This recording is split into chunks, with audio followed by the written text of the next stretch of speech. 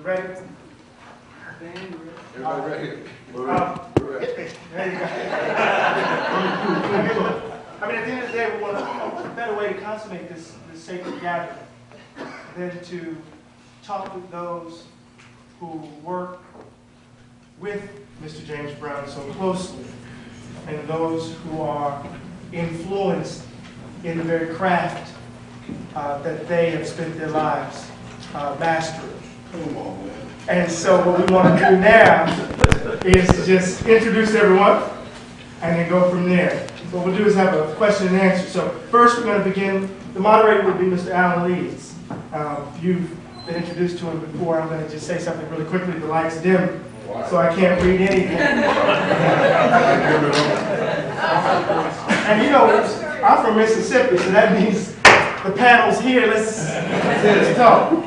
So Mr. Alan Leeds, who is a management consultant, writer, producer, is a music business veteran, was the publicist of Mr. James Brown in 1969, became Soul Brother #1's tour director a year later.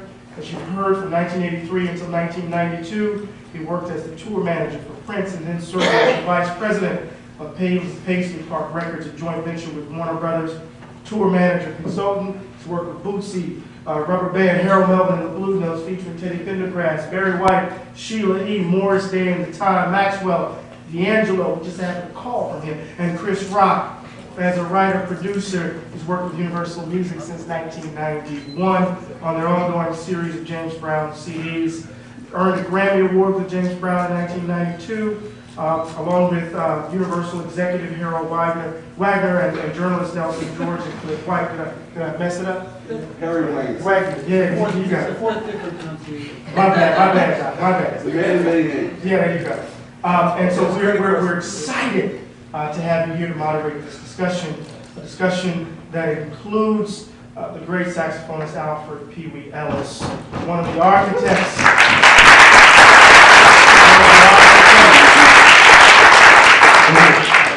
As a country boy from Mississippi, I'm going to call my daddy right after this. Right? One of the architects of James Brown's era-defining soul classics of the late 1960s, introducing, as the bio says, the dynamic arrangements and punishing rhythms. What a wonderful adjective that would define the emerging language of funk. Born in Bradenton, Florida on April 21st, he was raised in Lubbock, Texas.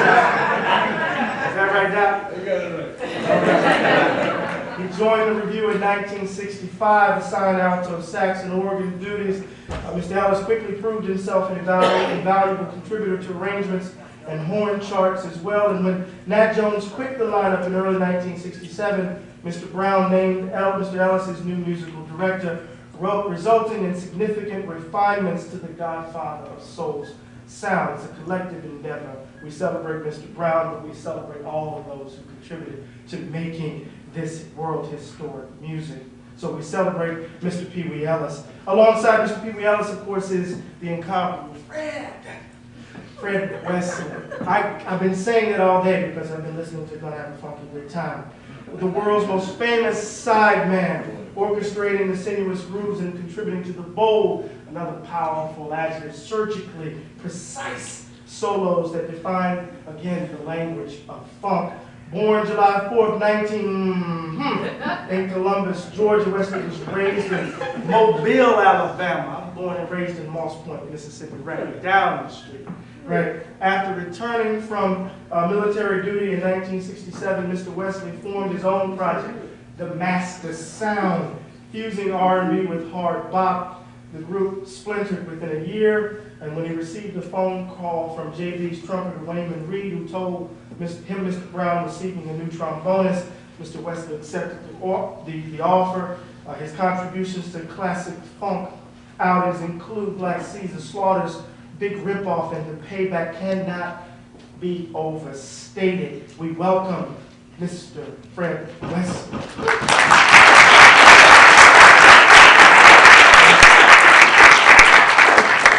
Lest we forget the connection, the journey forward and backwards, we have to include in this conversation a rhythm sound of today.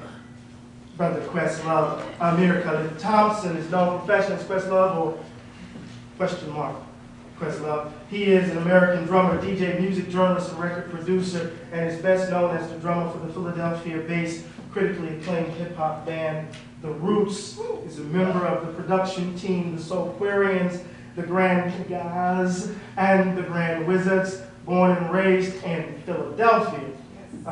Questlove attended the Philadelphia High School for the Creative and Performing Arts. By the time he graduated, he had founded a band called the Square Roots, later dropping the word square, and with his friend Tariq Trotter, otherwise known as Black Thought, we have been blessed with this extraordinary, amazing, innovative sound called The Roots. He began performing on South Street. They say it's akin to Greenwich Village and Haight-Ashbury in Philadelphia, using drums while Tariq rhymed over his beats and rhythms. The Roots roster was soon completed with Questlove on percussion, Tariq Trotter and Malik B on vocals, Josh Abrams, rubber band on the bass, who was later replaced by Leonard Hubbard in 1994, and Scott Storch on keyboards. The band recorded an album entitled Organics, released by Relative Records in 1993. The group continued recording and releasing two critically acclaimed records in 1995 and 1996. Do You Want More and Il Dalfa Health Life, respectively, and we can go on and on and on. We've been dancing, let's put it this way, we've been dancing to the soundtrack of these geniuses for most of my life and most of yours. Let's welcome this Q&A. Thank you.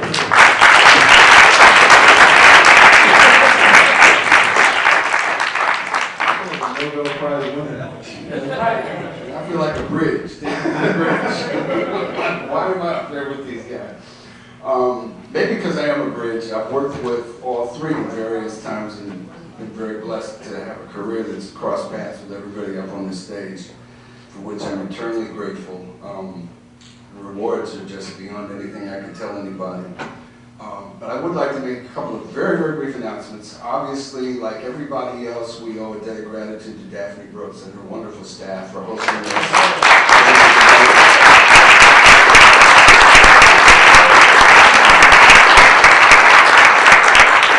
And the kind of newfound respect, long due the Godfather of Soul. We appreciate Daphne and everybody for their efforts in this area.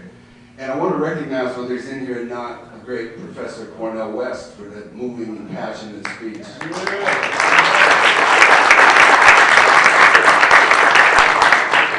I think this might have been one of the best James Brown dissertations I've ever heard, and I've heard a lot of them. It occurred to me while Dr. West was speaking that he was really creating an umbrella for this entire 2 days of events, because so many subjects were covered from so many vantage points, with so many agendas. We're all human beings. We each walk in with an agenda, whether we want to admit it or not. It's part of human nature.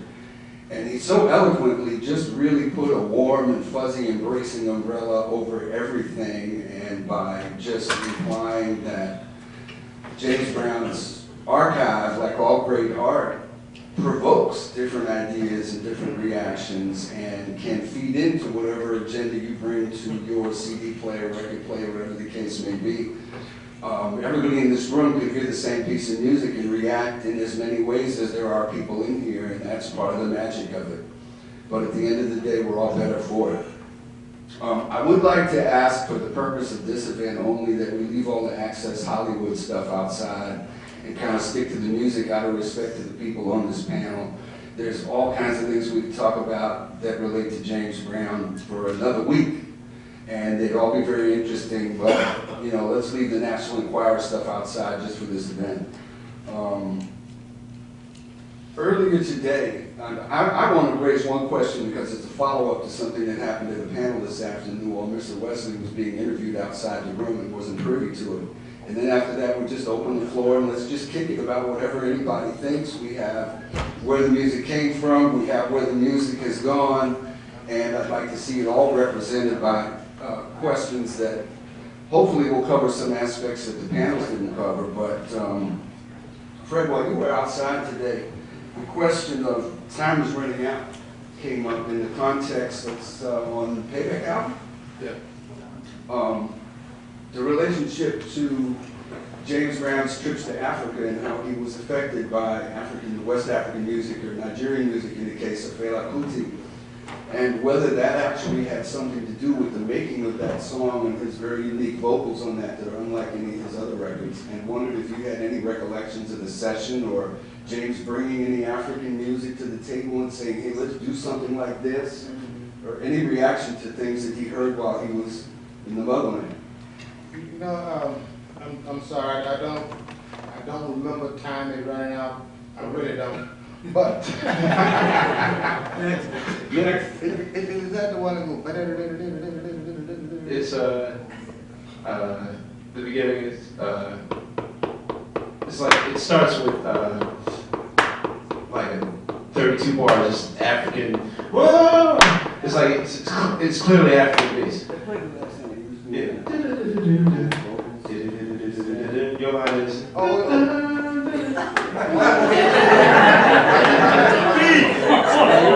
I'm sorry. Yeah. I can get titles. I got the little groove and a song. Okay. You know, when James came back from Africa, he did bring back some records, and sadly enough, he told me to copy some of them.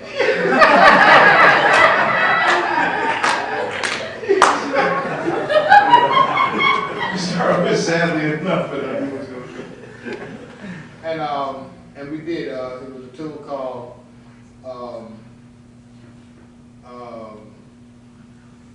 Hustle. A tool called Hustle. Hang out. Yeah, Hustle used to be. Hang out, Hustle. Hang out, Hustle.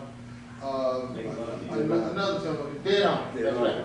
And he told me that those were some records that I copied and disguised, you know. And he also had me to copy some other tunes, and I just couldn't see myself doing it. So I told him I wouldn't do it. And he said he would get somebody else to do it, you know. But I was trying to explain to him that he didn't need to copy other people because other people were copying him. You know?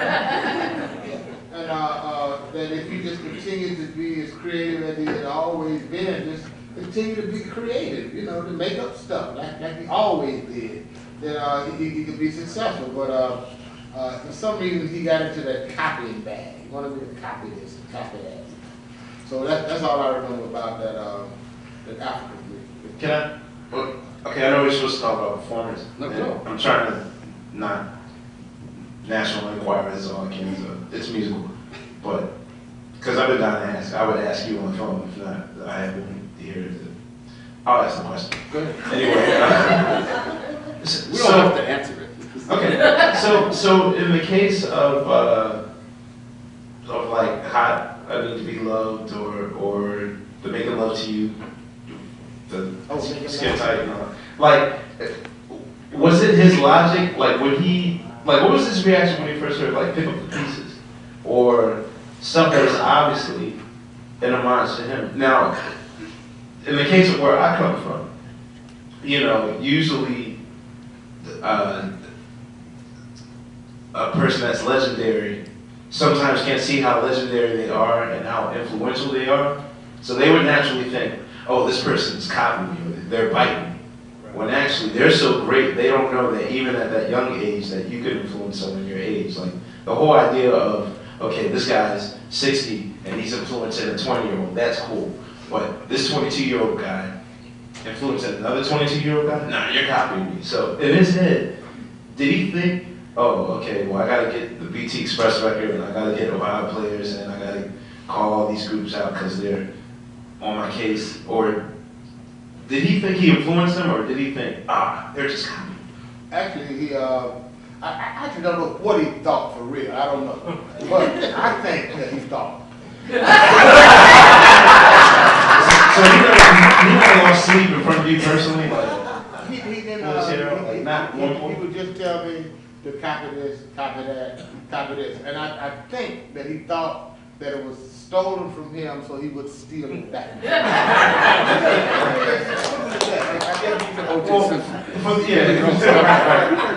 I guess for those that are in the dark, if you're in the dark, there's a few, and I'll say like after 74, There are a few questionable arrangements on James Brown records.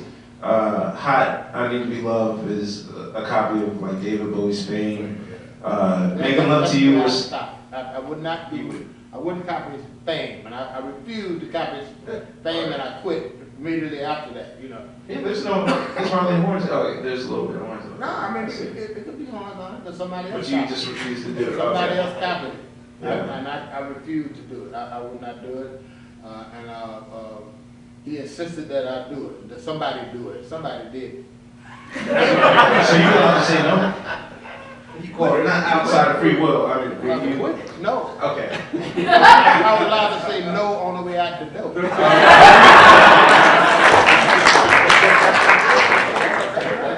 That's right. That's a song. That's all I'm doing. One more thing, and then we'll go to Harry and take questions. Pee Wee, Yeah. when you led the band before Fred's regime, a lot was said at some of the panels today about various records that were made and what influenced them and how they were made. Harry very eloquently described the making of Cold Sweat based on conversations I know he's had with you in the past. But what was the normal recording session? I mean, not even thinking of a specific song, but what was the MO of how, when it was time to make a new record, how did you and James Brown come together and how did it play out?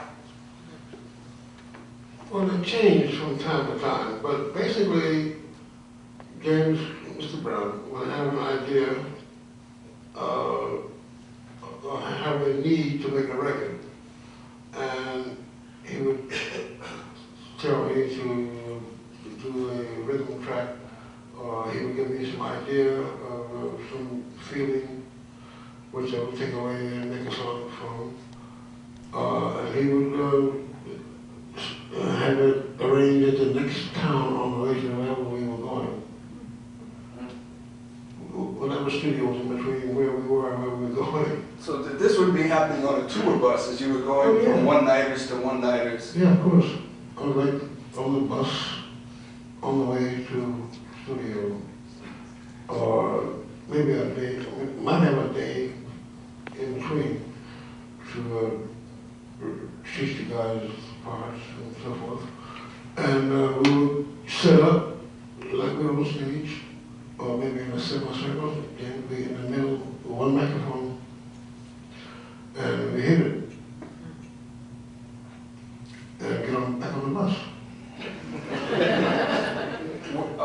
Do either one of you remember the Say It Loud session? Say It Loud, like I'm proud, such a significant record in so many ways, and I'm cheating a little bit because we actually had this conversation via email because of some liner notes for a project that Harry's at Universal that we're preparing, and Say It Loud is one of the songs, and we wanted to get some background on the recording session, but I wonder if you guys could share. No, Fred, you were new to the band at that time, but Pee Wee, that was your arrangement, and Yeah. maybe you could just describe that session, and then we'll go to open floor. Read Fred's book.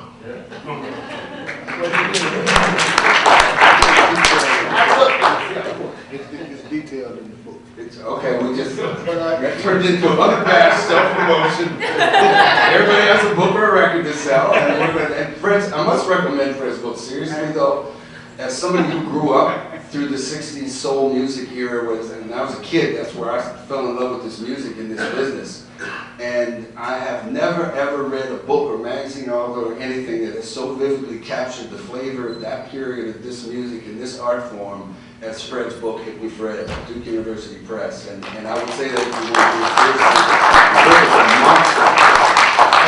want to do it, it will put you right there. But I can't think they want to hear you say your side of it. Because what I got from it might be different from what you got from it. Probably not, but could be. Well, see, I have senior moments lately. I don't remember a lot of stuff, but the session was done down around Los Angeles in a Fox studio. Let's see, I wrote, what did I write was just a verbal.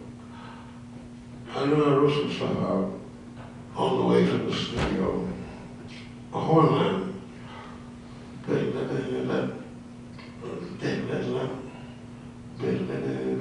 And I thought, okay, that sounds good, but we've done that pretty much. So what can we do differently? Say, oh, I know. How about have the bass do something funny? So I give a bass line.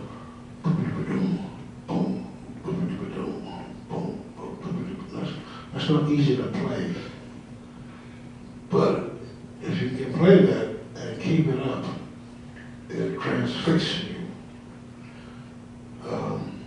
So anyway, I put some parts together like that. Then we need something else, okay? The next section, let's see, how about let's have the brass do something against the reeds. Okay, have the reeds do and I hope the brass goes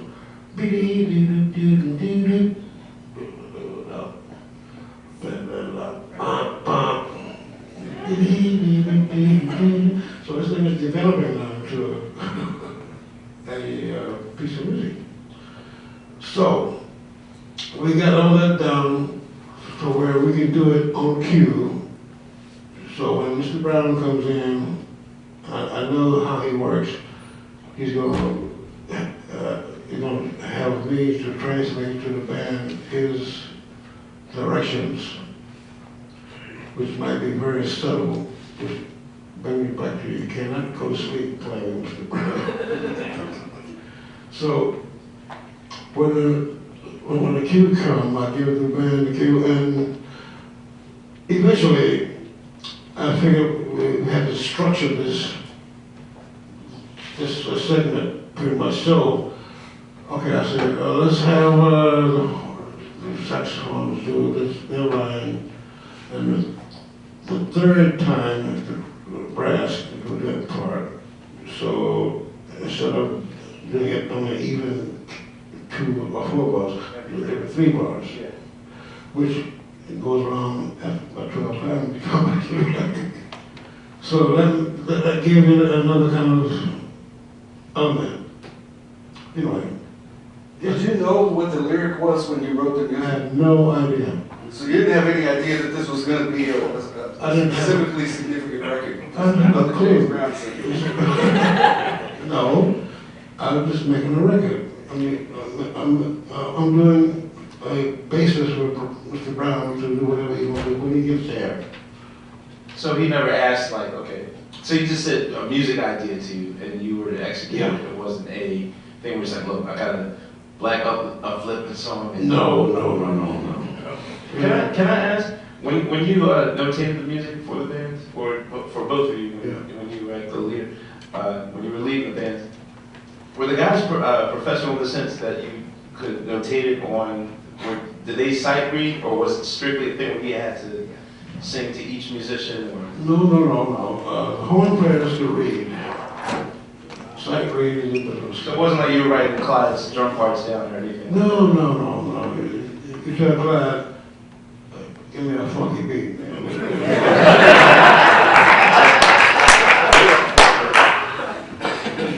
And my horn players didn't read much.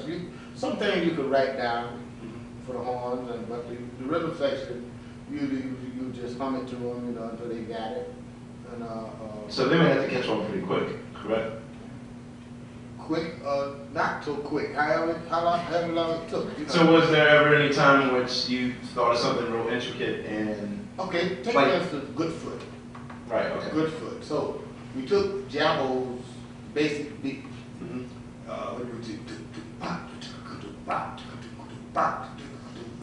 Now the bass line on that is particularly difficult because it does not start on the 1. Right. The bass line. Right. So it took Fred Thomas a minute to get used to doing that, But the other parts were fairly simple. Like one guitar part goes, real simple, And the other part went, this doesn't sound like it's gonna work any kind of way. You know, it just sounds like it's gonna be something so simple that it won't be funky, it won't jive right, you know. But if you put it all together, and then it actually works. But the bass going do and jam going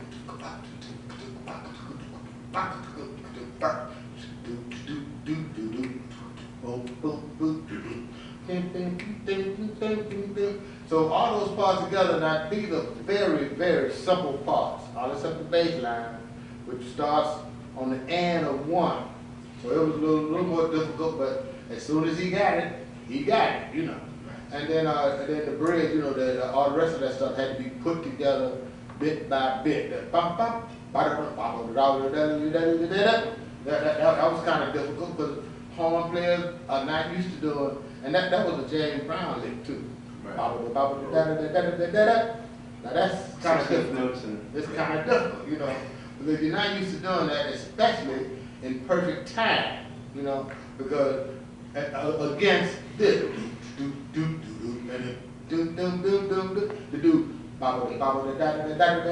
that's kind of difficult, you know. But we worked on it until we got it, you know.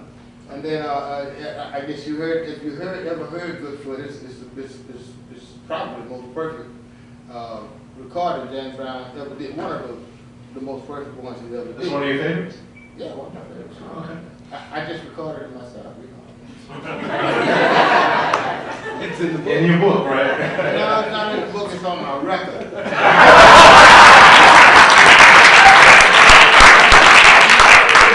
It will be out in February. It really is. So the rest of it, all that was James Brown's ideas, you know, with me somewhere standing in the background, hooking it up, making the chords right, you know, and it worked out real good. What did you guys think when you heard the lyrics? Did you get any sense that this was going to be a more significant record than the others? No. Any impact of how it might be received by the In fact, public? you never knew how it was going to come out. In fact, a lot of stuff. No, I'm sorry. I was actually thinking to say it loud, not good. Oh, say it loud. Big difference. You know, James said, say it loud.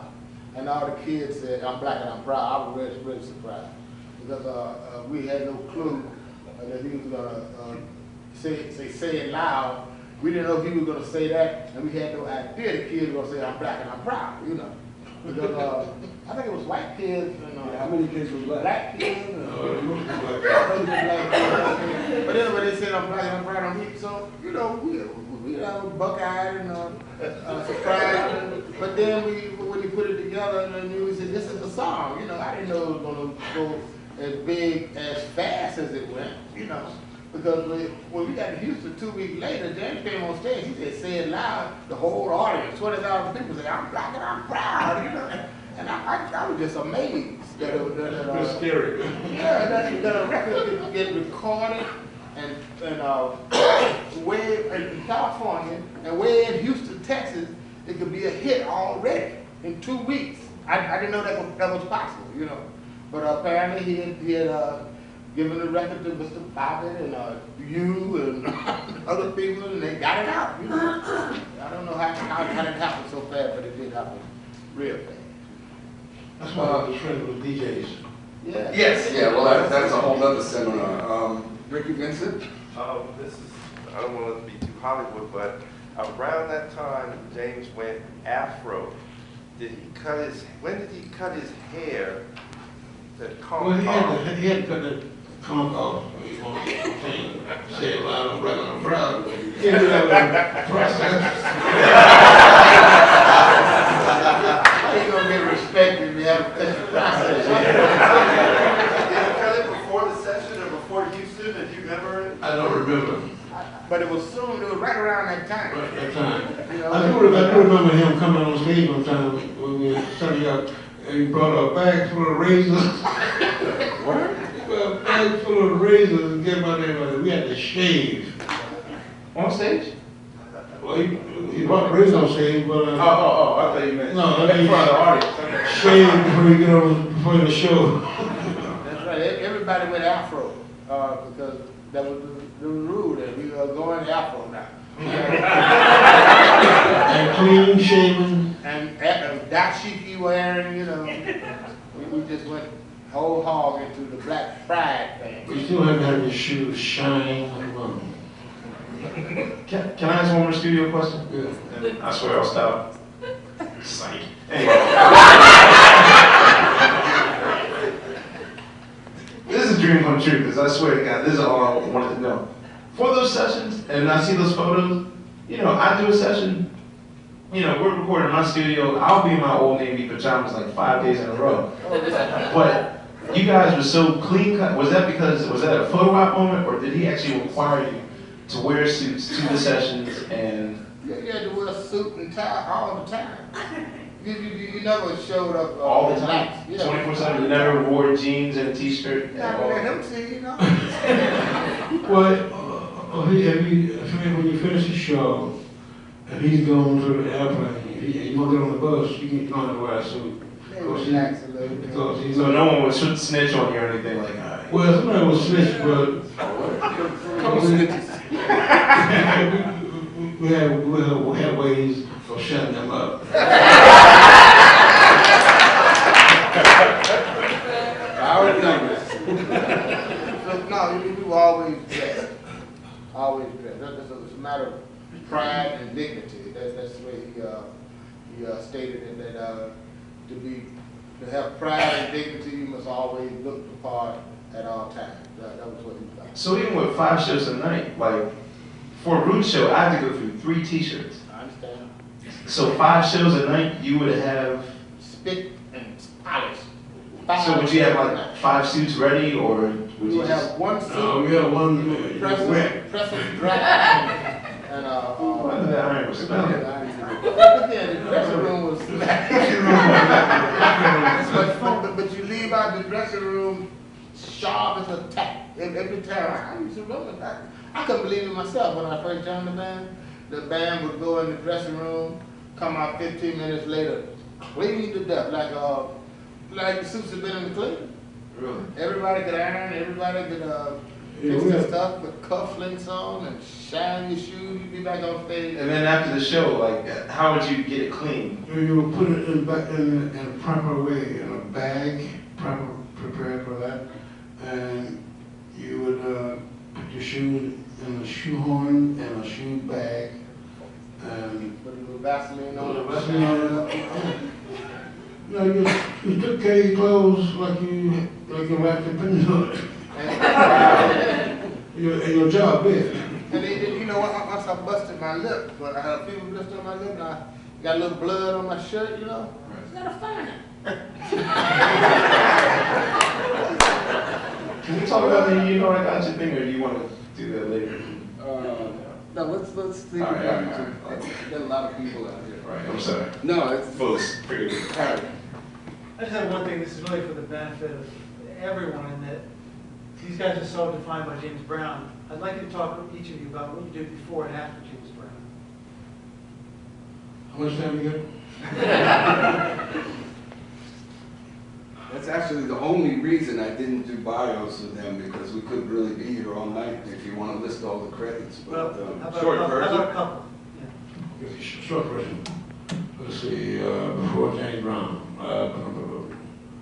Okay, I went to Manhattan School of Music, started arranging, and I started studying Rollins for one summer, 1955. And I played jazz clubs around Princeton, New York, and up in the Northwest with Ron Carter and people like that. And then I joined a circus. Yeah. Okay, I joined a circus. Then we traveled on a train all over the country, up to Canada, Saskatchewan, and Chicago. We got near Chicago that night. John Coltrane was playing in the club, and I had a diamond ring and no money. I was pawned my diamond ring to go see John Coltrane. Wow. Yeah, I'm not Reelblack, but I don't care. Okay, I worked with Sonny Payne, who's the drummer for Count Basie. We had a trio. Let's see, where am I? 1959, 60, somewhere. I moved to Miami and formed a band called the Dynamics Incorporated, Pee Wee Ellis president. We had, it was a 2 saxophone, guitar, bass, and drums band, 2 tenors, all black guys. We did a Beatles set with Beatle wigs.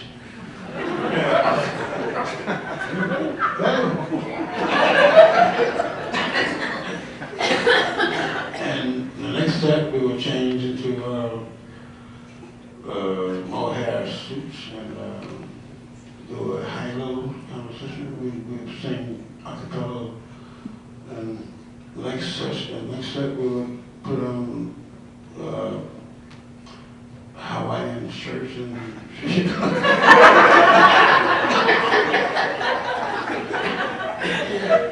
and do rock and roll, you know?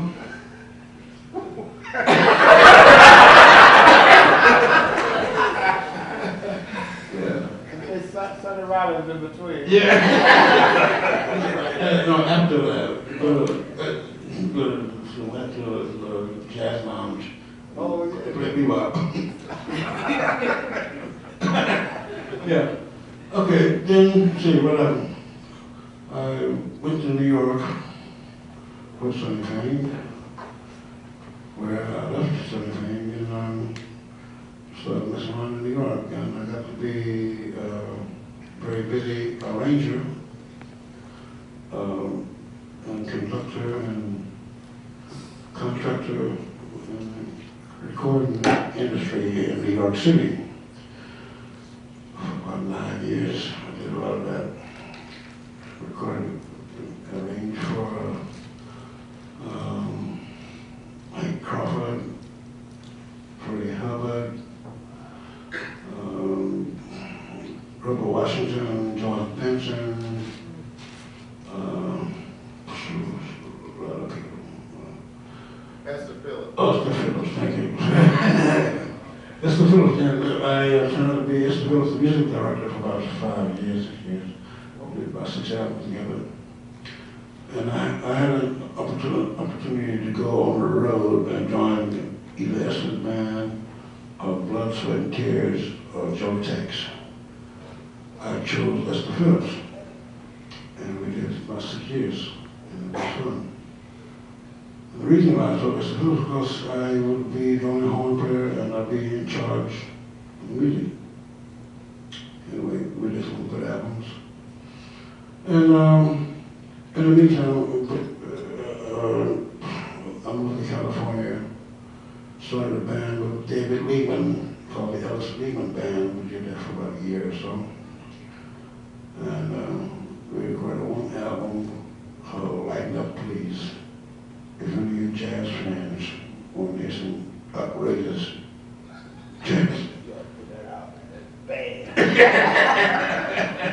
Yeah, that was a good band. I'm serious. Good band. You see, where am I now? 1970 something. Oh, Van Morrison, yeah, okay.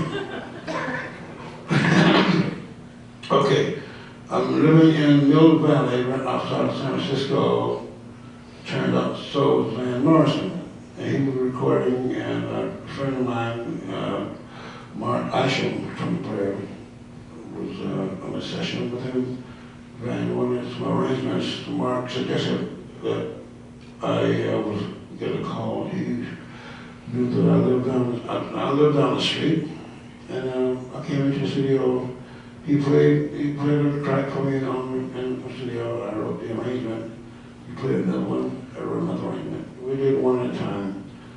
And by the third one, he said, "Well, we'll do the whole album." So in 3 days, we did the whole album. The first album I did with a band called Into the Music. And after that, he wanted me to be his music director. That lasted about 8 years. Okay, now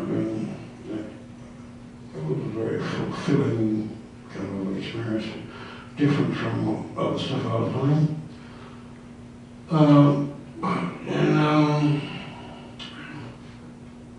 You know, I don't remember a lot of stuff.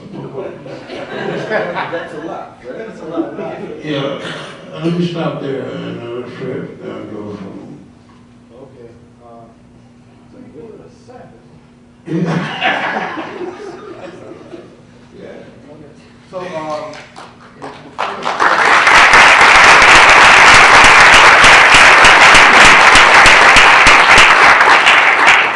That's both I don't remember.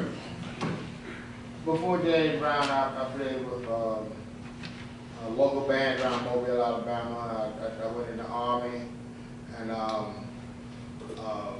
played in the 55th Army Band, which was a big band. I went to the School of Music in the Army, and they called me to Huntsville, Alabama, the Redstone Office. And I said, what in the world am I doing in the Redstone Office? Come to find out that they had sent for me, a trombone player that could play jazz solo. That's all they needed to complete a big band that they had right there. So I played in that band for a few years, and I formed my own band called the Master Sound. We traveled around Mobile, Mississippi, and Louisiana, Georgia, and then I went home and was looking for a job, and that's when Wayman Reed called me. Wayman Reed called me to play with James Brown. I had met Wayman with the circus. Sure. With the circus. The Paul Circus. Yeah. Wayman called me for that circus, He did. but I had played with a carnival before that called the Royal American Shows, which was a big time game. Oh, yeah. Paul Miller one. Yeah. You played with that one too? I played with that one too. Now that was kind of cheesy little. They had two members of the band, Wayman, trumpet player, and a drummer. That was the whole band. so Wayman hired me and some other cats around Mobile to fill out the band. You know, so we played the shows with the band. Anyway, that's how I knew Wayman. So he knew I could play a little bit, so he asked me to join James Brown. I joined James Brown. Wait. When we took Fred in to meet James Brown, the first question he came back and said, can he dance? James looked at me and he looked around, patting his head in the mirror, he looked around at himself, a little chubby, you know. So he said, can you dance? I said, yeah, I can dance. But before that, I had been with Ike and Tina Turner. I played with B.B. King. So with Ike and Tina Turner, I did a lot of dancing, you know. So after that, I played with P-Funk for 2 years, and then I went with Count Basie for a year, and then I went to California, and I did studio work in California. I did so many arrangements. I can't name all the bands. One of the ones I remember, the SOS band, we had a big hit, and some of the other bands, we had some hits too. Trussell, I can't remember the name of all the bands, but I used to do all the arrangements for all the black acts that used to come to California and needed horn arrangements, string arrangements. I did all that for years, and then I worked for an African lady who came out there to do her music. She would bring tracks from Africa, and I would embellish the track with horns and strings. Anyway, I moved to Denver and had a jazz band in Denver. And Maceo and Pee Wee called me to come to London to play with them. They say Pass the Peas is a hit in London. I couldn't believe it. You know, I hadn't played Pass the Peas since I left James Brown in 1975. This is 1988. And they say, Pass the Peas. What is Pass the Peas? And he hums, oh yeah, that song. So he said it was a hit. And turned out a tune I had recorded, House Party, was a hit in London too. All these tunes were resurfacing something called rap groove. Red Rose. Rap groove in London. All the radio stations used to Pirate radio station. pirate radio stations. They used to go underground.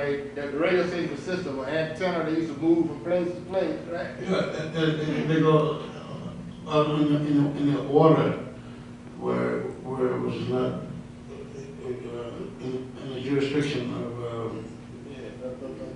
the city. You know? Yeah. So so I went over there and we formed a band and with Maceo Parker and with the J.B. Horns first, right? We did an album in Florida, we did an album in London, and it was somewhat successful. And so we formed a band, the J.B. Horns, and they got to be Maceo Parker and the J.B. Horns, and they got to be Maceo Parker, and I left, and Petey left. And so here we are today. I have a band that travels in Europe sometimes. We call the Fred Wesley Band, and Petey has a band that I play with sometimes. It's called the Petey Ellis Assembly. So we just do each other's bands, and Maceo has the other band that we call the J.B. Horns, but it's now just Maceo Parker Band. So we play with him sometime. we play with him sometime. We just did a tour in Japan with Maceo. So life is good. We do everything.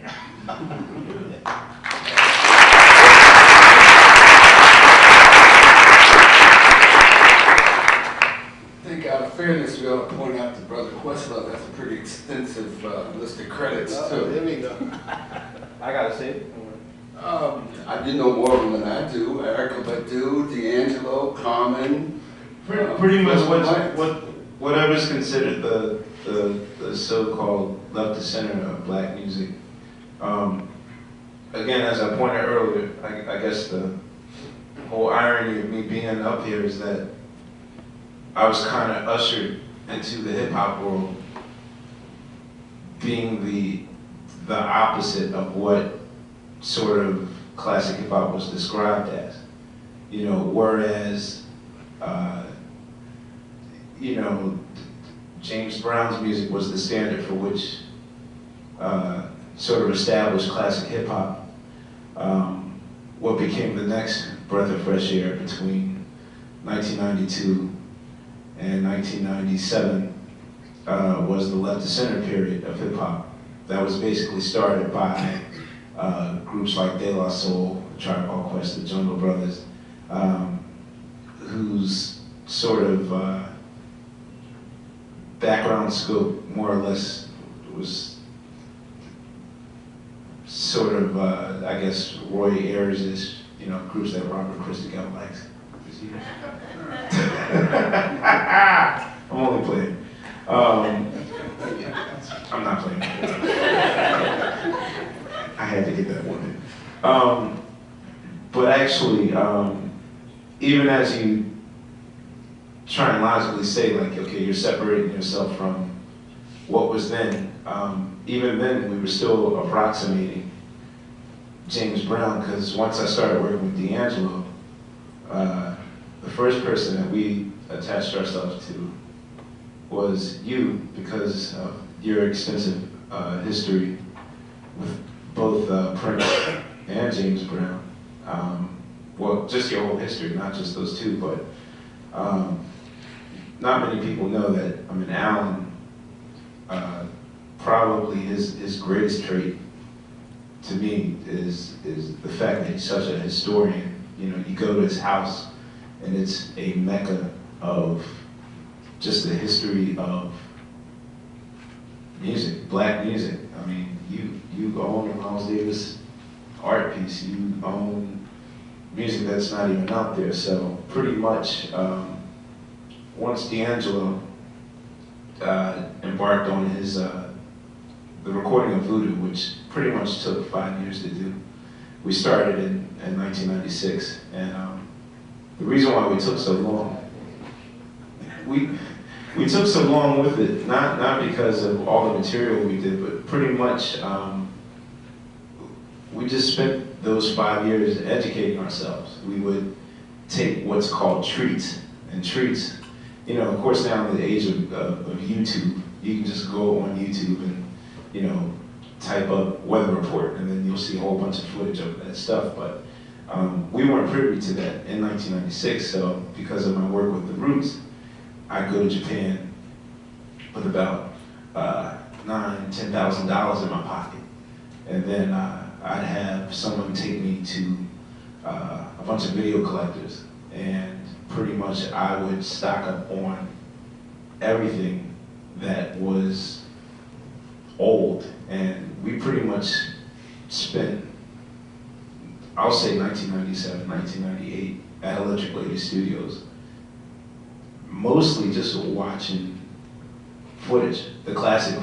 Well, this guy here too, Steve Mandel, he was the assistant engineer for a lot of that period at Electric Lady Studios between 96 and 2002, of which that was the studio that pretty much gave you everything from Erica's 2 records to Bilal to D'Angelo to Common's Like Water for Chocolate and Electric Circus albums, the Phrenology album, and pretty much anything that was soul querying, our little unit that we dubbed ourselves. We just spent those 5 years like watching the footage over and over and over and over and over again and studying it. Like we would watch it, and then instead of going to the studio and working on the album like we were supposed to, we would actually just redo that concert. That's basically how a majority of those records got done. Like we weren't just, you know, okay, let's write a song called Africa. No, we would sit around bored and then for that particular song, Africa, the last song on D'Angelo's Voodoo, we would actually do Prince's entire Parade record. And by the time we got to song number 3, which was I Wonder You, he didn't play his part. He just said, keep on playing the drum beat. And I kept on playing the drum beat, and then somehow that morphed into that was the songwriting process. So pretty much like, even though that album sonically doesn't sound like, oh, it's James Brown influence, but no, pretty much we would just go through the entire catalog of what we call the Yoda figures. The Yoda figures was like, you know, James, you know, the cliche, the black cliches, James, Stevie, Marvin, yada, yada, yada. But when it came time to put the tour together, which, you know, I guess Alan could sort of add on to that. Let's put the D'Angelo seminar. Yeah, but I'm trying to show you the parallels of how we used his Boston show, James's King Boston show, as sort of the template to structure that particular show. And I've never had a better time in my life than the year that I took off from the Roots to do that particular show. So, I mean, I can go on, but I'd rather hear them talk. Well, everybody up here could go on, but I think we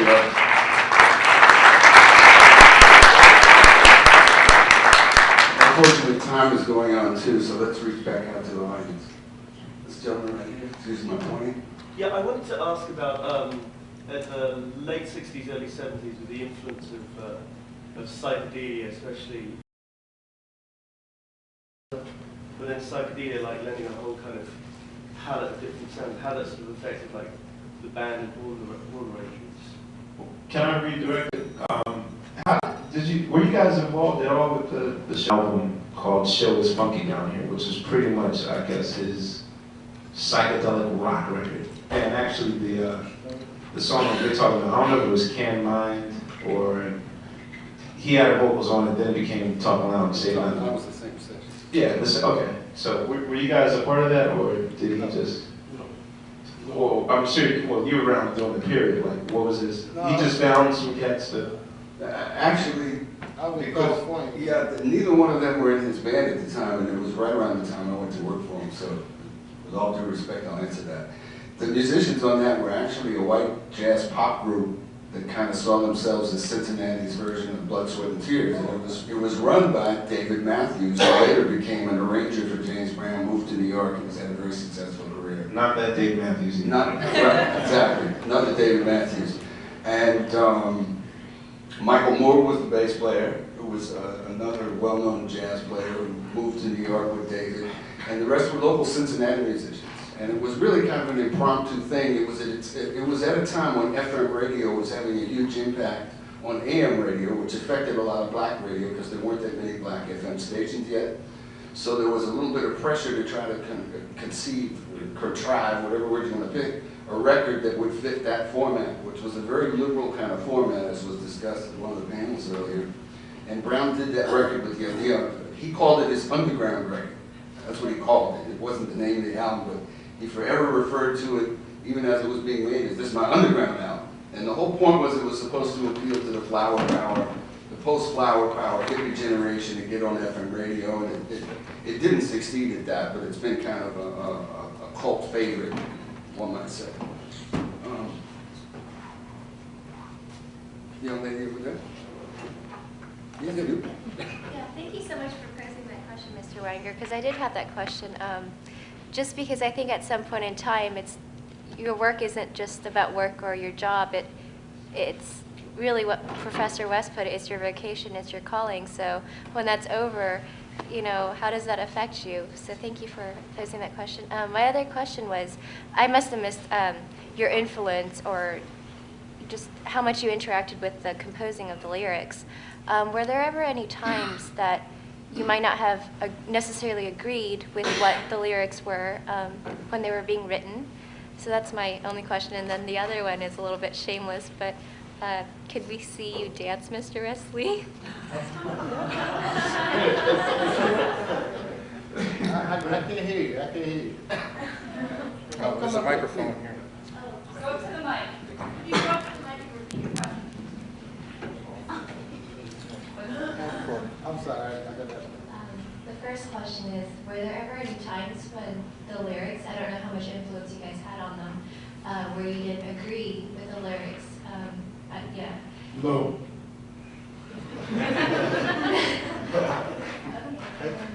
Was the time we didn't agree with the lyrics? Is that what you said? So, a lot of times I would disagree with his lyrics. Like, sometimes I disagree with the whole song. Like, the JB did some tunes called "Give Me Some More," and I thought that was. You didn't like that? Surprisingly, I did not like it. Pass the keys. I thought, and okay, I come from a jazz background, and these were tunes I just got thrown into them. This is Fred Wesley and the JB. Put my name on it, and something like "Pass the Peas" or "Give Me Some More." I was actually embarrassed by these tunes, Did you see it as simplistic or not intricate enough? Because that's like the staple of my life.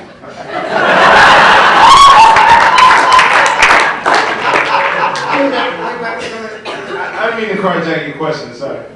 But actually, I was really embarrassed by this song, because that was then. That was then. Actually, I still am, but I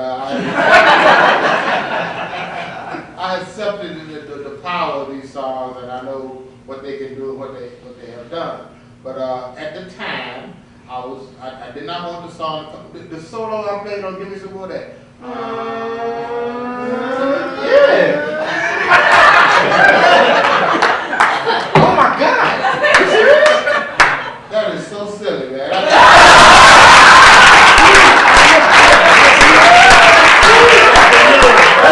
That shows you the generational differences. Because when I got that, like, even though we weren't sample based, we heard that.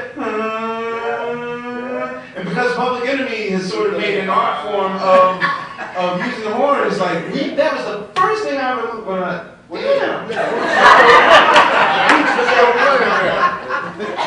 From my point of view, you practice years on that.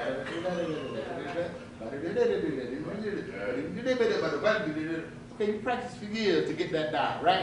Yeah. All of a sudden, somebody tells you to go. And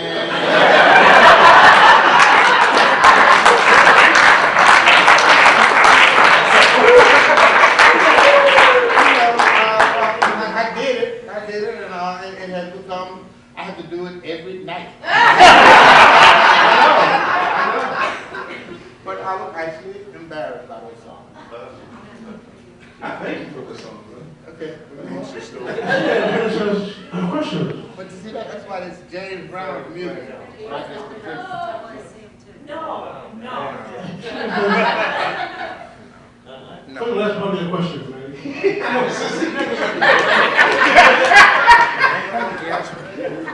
You're gonna love it.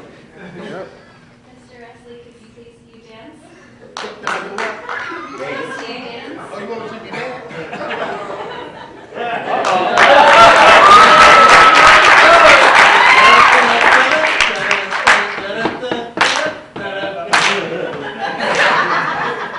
All right, you want to see me dance? Okay, so.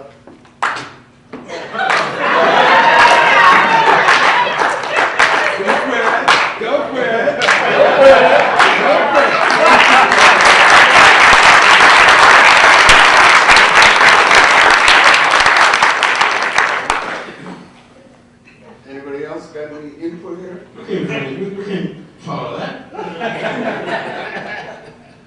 I'll do anything for you. Hi. Professor West brought up an interesting point. I also grew up around the same time. When I first heard Cold Sweat, I think I saw James Brown on the Ed Sullivan show, and it just blew me away. So I must have been like second grade. And every time we would see a James Brown performance or third James Brown record, all the second grades would get together and see if we could do the moves, the splits, and everything.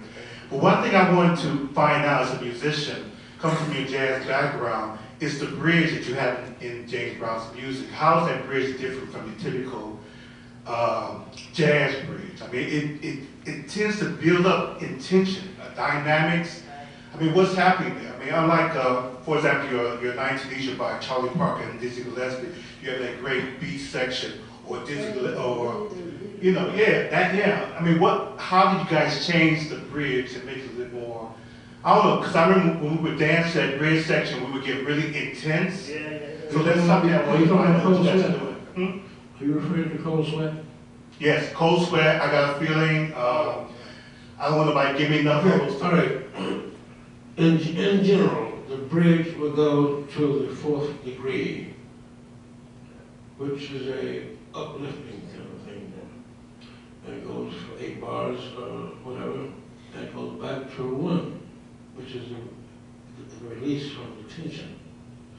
Now, what I did with Cold Sweat was the same thing, except I changed the key, take it down a whole step, and all of a sudden you're not in D anymore, you're in C, but you're doing 1 to 4. 1 to 4, 1 to 4, 1 to 4.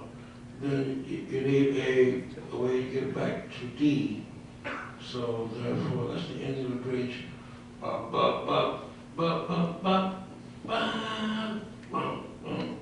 You know, so that was different, which was a bit radical at the time. But I said, well, that's how I hear it. So let's do it. And it worked. I used to actually enjoy doing bridges. You know, sometimes Dan would tell me, say, give me a bridge. You know, anything. He would take anything I did for a bridge. Mother Popcorn. I did bam bam bam bam ba ba ba Mother Popcorn.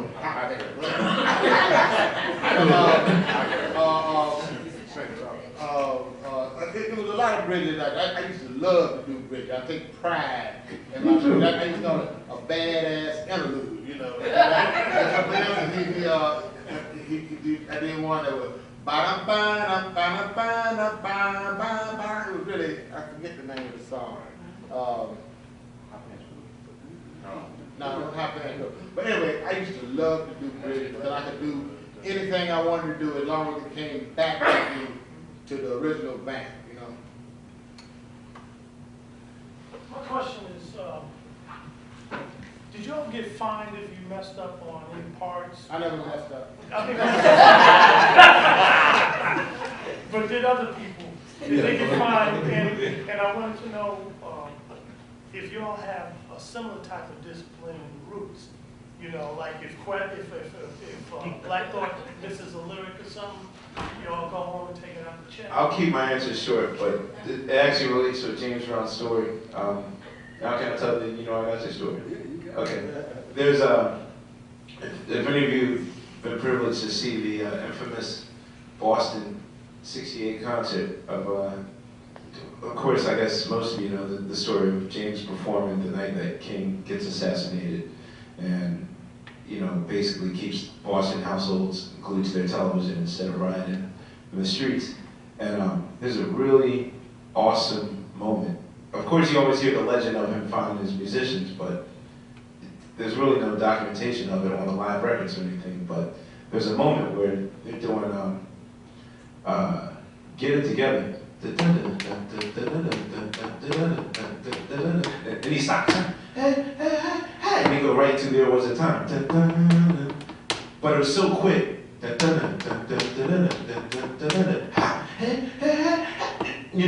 was a slight fumble, but it's none that I could catch.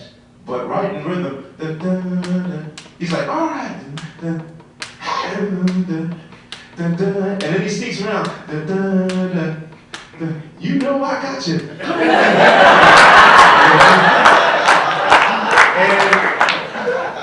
that is my favorite rewind moment ever in James Brown. Because he was so cool about it, and the camera was on the back. And he's looking like, you know I got you. All right, come on. And that has always been a punchline. Of course now, ever since we saw that, I love making mistakes in the roots. Because like we have our own language on stage. Of course there's no finding because they would kill me. But, you know I got you is probably the most quoted line in the Root show at post 1999, ever since we've seen that. But I wanted to know, we've heard of that legend, but was that really truly a situation? And how much was the fine? You take $25. 25 to 50. But that was a lot of money, though. It was a lot of money, yeah. Really? He would take it out. Take it out. I have a road manager take it out, But I also get the feeling that he's the kind of person or the figure that even when he's wrong, he's right. Oh, yeah. You got that right. So, because again, besides, I don't know if it was cheese on guitar or whatever, but maybe he was slightly off. I'll tell you what happened one night. We were in Greenville, South Carolina. I'll never forget it. He was he told me if the horns are lowered down, if the horn dropped down, I got a $100 fine. That's what he would tell me. So the trumpets lowered the horn down. For some reason, they lowered the horn down. He looked around and he gave me this. That meant a $100 fine. So, and then he went off stage. I was so mad, I jumped off the back of the stage. The stage in Greenville was a little higher than this. It was kind of higher than this. So when he went off the stage, I jumped off the back of the stage and beat him to the dress of my stage. If you take it out, I quit. And so he said, oh, I'm going to take it out. If I take it out a dime a time,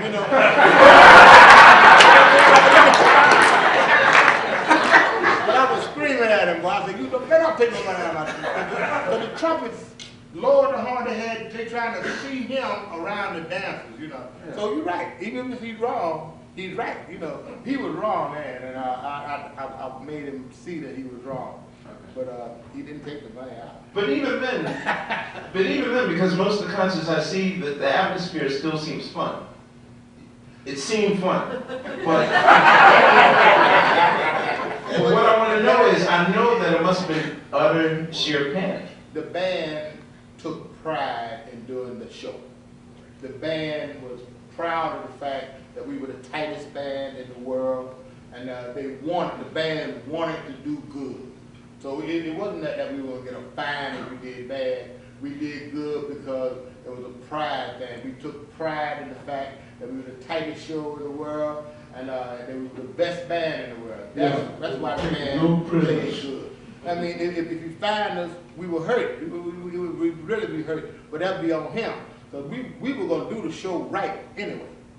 But could it really be fun when, I don't know how much fun I could personally have, where like I constantly have to watch and then like you know, one elbow missed, and what if I look to the ground and miss that hit or whatever? You never look to the ground. No, that's not part of your job description, looking at the ground. Look at him at all times. Wow. I got a couple of questions. But let me tell you, looking at him is not a bad thing. Because that boy will give you the energy you needed for that show.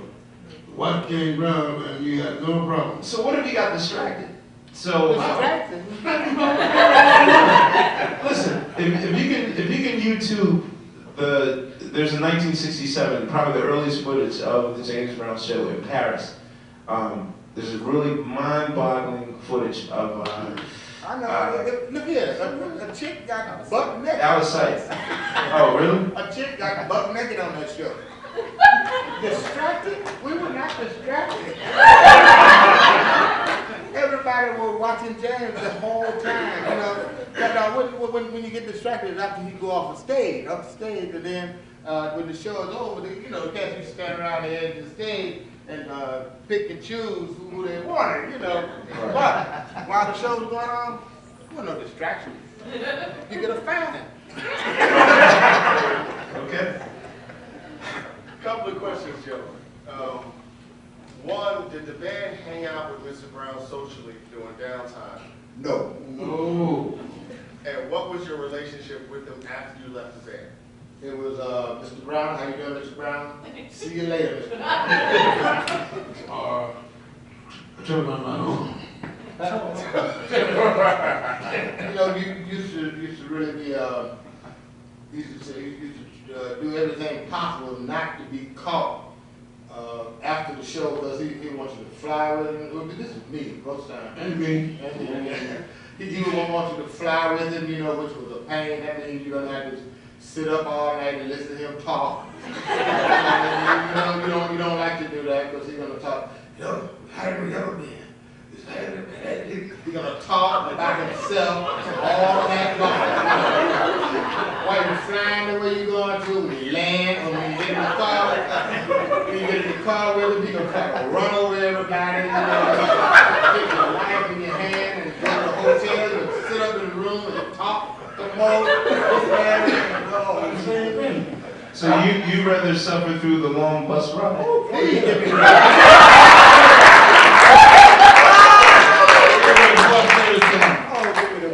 please. Or a plane ticket on another one. That's why Pee-wee got fired. he would fly on another plane all the time. It was painful being with him. Is that kind of talk? You know, is that a sign of his loneliness? Yeah, probably. Probably. Because what friend did he have? Himself. I mean, you know, if he had a friend, I didn't know about it, because I can't think of anybody who enjoyed being around him. Did you enjoy being around him? Some very seldom, but sometimes, I mean, I can't front. You know, you make a good point, Dr. West, because of most of his whatever his social affairs were, you go to a movie on an off night or whatever. Whoever he hung with were the people that worked for him or his family. And it would be, if we were in Augusta, Georgia, he might go to movies with his daddy, but it would be Leon Austin or Bobby Rhodes or Henry Stallings. These were all people who worked for him in various capacities. He used to go to the movies? No, I raised that question because part of what I was trying to say this afternoon in terms of his origins, which is just beyond description already, in terms of his primordial loneliness. But then I say to myself, well, what is the price of celebrityship? Is it the case that he was really only feeling love when he was in front of the audience? That's right. And that I outside think that, it's he's a just great deal of it. on to the next project, prospect, and that can take a lot of different forms, won't go into all the details there. He's talking about it. Where was his own sense of deep, human, loving, compassionate connection with something outside of that music? There wasn't no outside. No His outside. music and his career was as much a part of his life as going to bed and getting up in the morning. There was no separation. Women. 24/7, well, women, of course, that was part of it too, but 24/7, it was the same life, whether he had a gig or not. And my experience was a little bit different because I worked out of the office, whether it be Cincinnati or New York or Augusta, so I would have him when they'd be off. Right. They had 3 nights off, he'd fly to the office, and I'd be dealing, me and everybody else in the office would be dealing with him. And a day in the office would either lead to a recording session that night and be up all night where you'd be expected, even if you have nothing to do with the recording process, such as myself, but you'd kind of be expected, let's put it this way, if you weren't there, your allegiance was missed. Or if there was no session, he might just say, okay, everybody come with me, we're going to dinner, and we'd go to a restaurant and sit and listen to him talk about himself for 3 hours. But Bobby Bird was his friend, though, wasn't he? Bobby Bird was his friend, but there still was kind of a, there was still a, there was a distance there. There was still a distance. And they broke after the Europe trip, he didn't see Bobby. And Charles Bobby was close to him. Yeah, but not really socially. Not socially, but in fact, maybe even less so than us. well, because he had a way out. Yes. But as his job description gave him an out. His job description, yeah. We're talking about his manager at the time, this period of time, Charles Bobby. But as tour manager, you didn't have to do day-to-day traveling with him? I wasn't actually tour manager in the sense that you know it. It was tour director, and we used to book the gigs and promote them in-house. So you were agent? So it was kind of part agent, part promoter, part road manager. But there was a road manager who was always on the bus, Freddie Holmes or Jimmy Smith, depending on when, guys that you guys would remember. But myself and 2 other guys actually would go back and forth. I might be on the road for 3 days, and I'd be in the office for a week, or I might be on the road for, all dependent, whatever the party called for. But I wasn't steadily on the road in the sense that you would know it, say, from D'Angelo to. It was a different role. Okay, Sorry, no, please, Mr. Ellis, continue. Oh, I just want to talk about the J.B. Horns again. Great. J.B. Horns had another function that we didn't mention, which we were a horn section that recorded with other people a lot. And we were a good horn section. We recorded with several artists, the Meters, and this guy right here, Willie Emerald. He got a band called Children of the Earth. We did a great record with him, which I'm very proud of. I did most of the arrangements with the help of Mr. Wesley. And we would come up with horn section arrangements on the spot, and we would amaze ourselves over and over again. We got another project coming up real soon. Ms. Brooks? So, yes, thank you. Well, I want to thank you all again for being here. First of all, this is my 7th year on faculty at Princeton, and this is by far the coolest thing that's ever happened in my time here. So thank you for that. I have some questions at this point about women, since we've heard about women you'd have your pick of after the show, and the women that James Brown would talk about.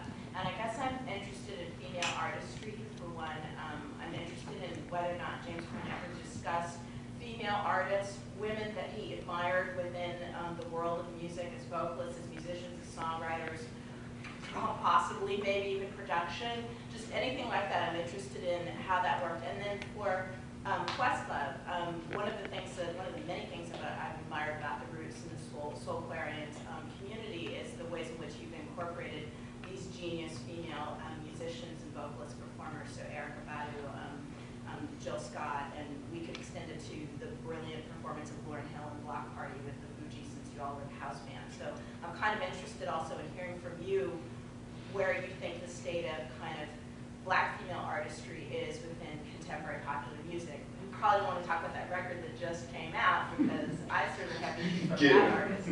But I'm interested in hearing about what we do with Black female artistry within the legacy of James Brown, and during his life and his career, if he's ever talked about female artists that he just really admired or were influenced by. Yeah, well, how did Marvin originally Leonard and Big Anderson come into play? I don't know, he never talked about a female artist that he admired or anything, but he had female artists on the show, Margaret Whitney, She was Pee-wee's discovery.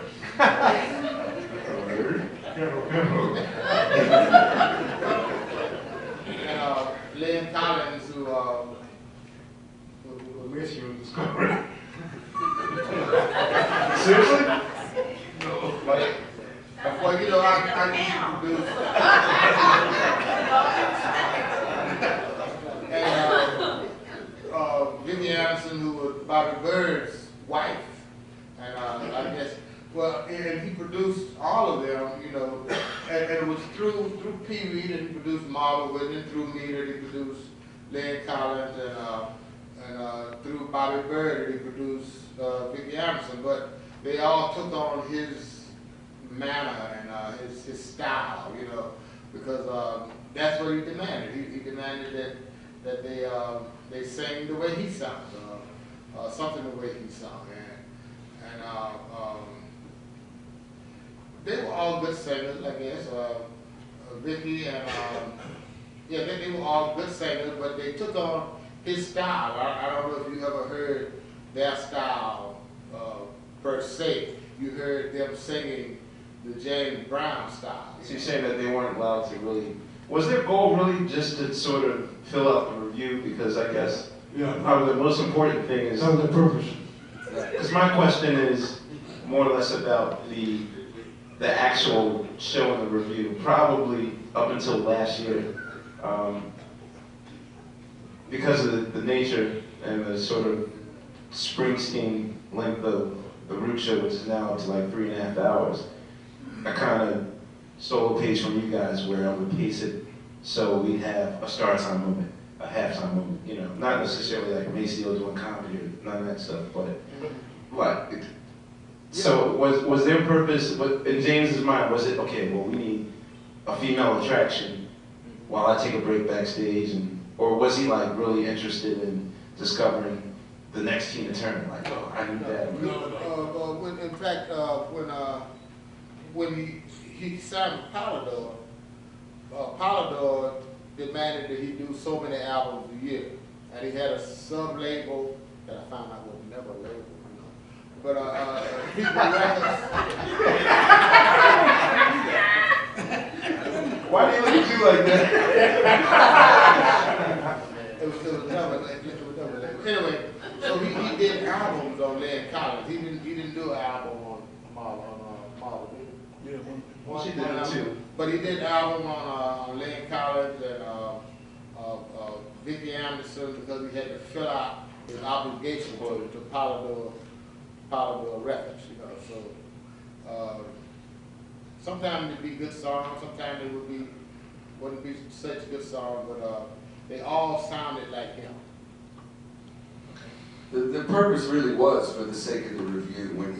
When he increased his entourage in the early 60s, the idea was to have, it was always about control. Everything was about control with Mr. Brown. And one of the ways to control your appearances was to control the entire review so that you weren't saddled with outside artists that he might see as a threat or he might see as not sufficient, whatever the case may be. And obviously, for the sake of variety, there would be a female singer, there'd be a solo male singer, usually a comedian. The band would do an instrumental set.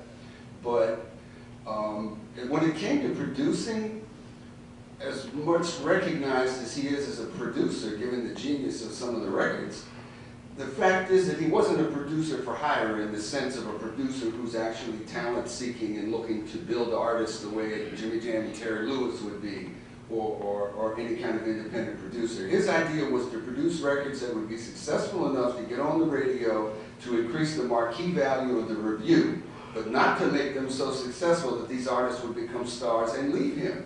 And that was just a case of just built-in insurance, having his review in a controllable scenario where there was marquee value, but never to the point where he'd be overshadowed or have to look for a replacement. But I think Professor Brooks' question, Professor Daphne's question is also, did he say anything about Aretha? We know Aretha, yes, he certainly liked Aretha. In the autobiography, did he say anything about Nina Simone? Did he say anything about Sarah Vaughan? Did he say anything about Carmen McRae? We're talking about geniuses in the music who are women who he had to have some kind of appreciation appreciation. He absolutely appreciated Aretha. I know that from him playing her records in the car and in his home and so on. I know that personally. I suspect Sarah Vaughan. For some reason, I think it's Sarah Vaughan. He would have Anderson do Aretha songs. Yeah, all the time. All the time. Yeah. And Etta James, who toured with him quite a bit in the early 60s. That's another thought, and I'm sure later tonight I'll think of 5 more, but that's what comes to mind. Would you mind answering my question too, just because Sorry. I love hearing. I wanted to avoid that. Great takes, enjoying watching me squirm. Well, okay, what question am I? Female artistry, working in the soul parents community with female artists, the state of female artistry in popular music today. You guys take it seriously as a potential genius, quote unquote genius? Actually, despite my opinion on the sorry state of black music, I will say that, you know, the women are definitely outdoing us. I mean, the fact that Beyonce runs her own empire, the fact that Alicia Keys has managed to sell, you know, 7 figures in the short span of 14 days says something. You know, right now I think all black male singers has is T-Pain, you know. That might be a good thing, might be a bad thing, I don't know. However, having worked with both Jill and Erica, those two are not the norm as far as how they run their entire career, their band, or, you know, they're very strong, they're very much in control of their situation, not a swing alley thing. They're not tambourine playing foils that just, you know, light incense and sing songs, you know. Those two are probably the 2 people I fear the most when playing, you know. Like that panic feeling of, you know, I got you. That's Jill all day, you know. Yet off stage, Jill will cry like, oh man, you don't want to play with me no more, do you? You know, it's like, no, I don't. Like, Was she a fine?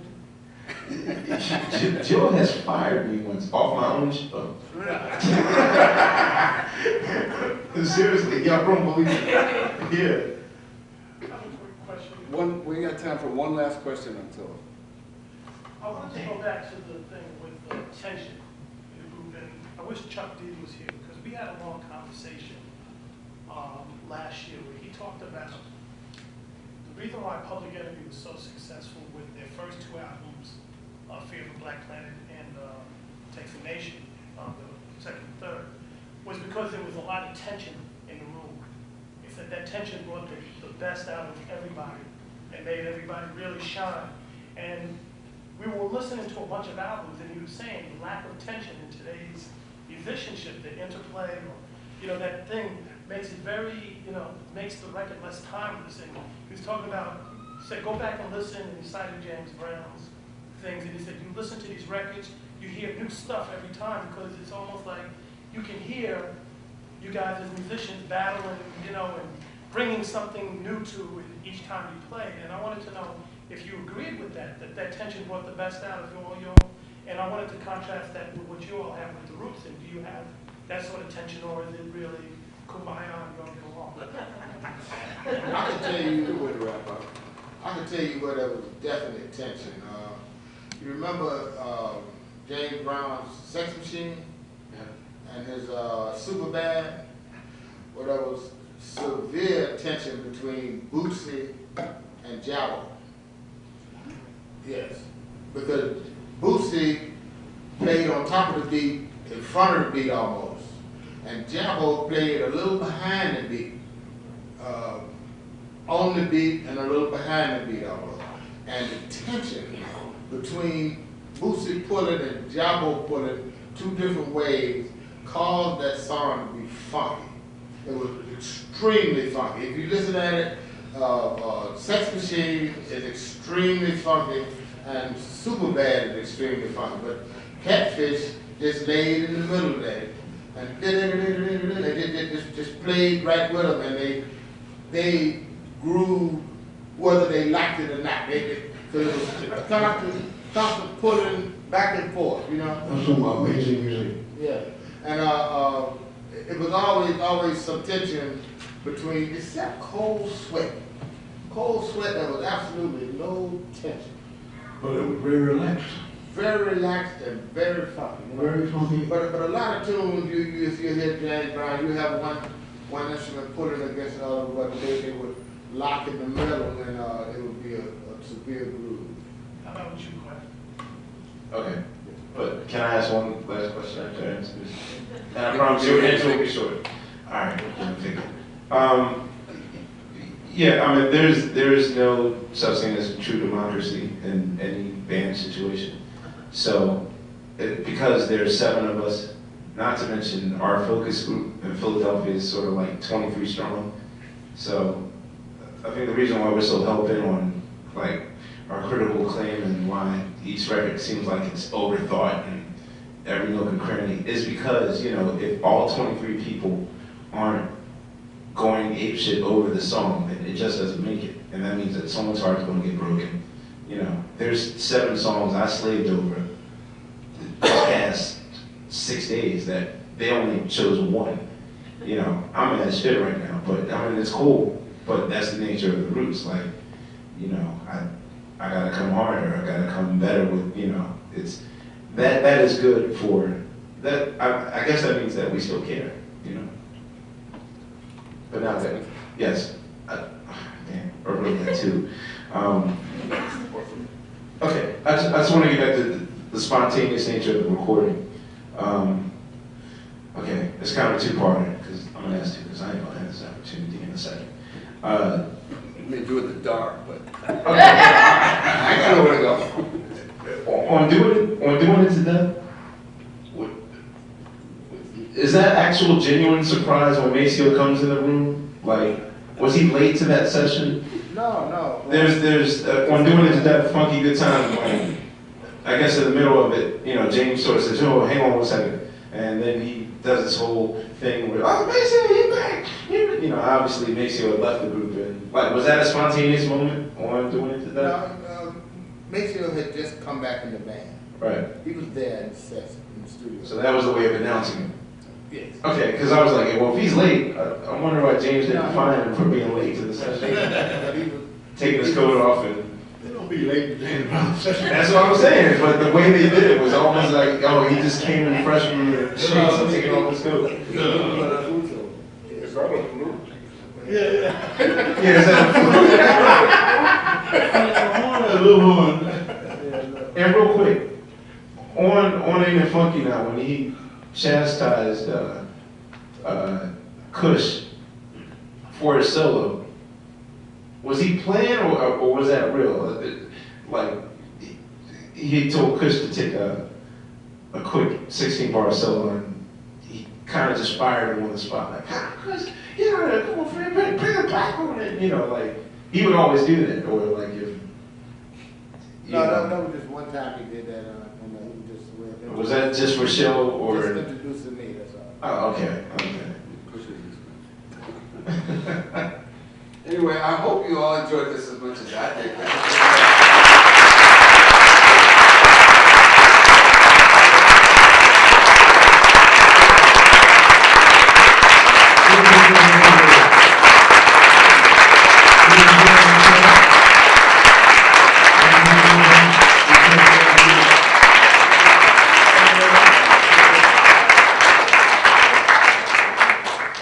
We're going to do this again.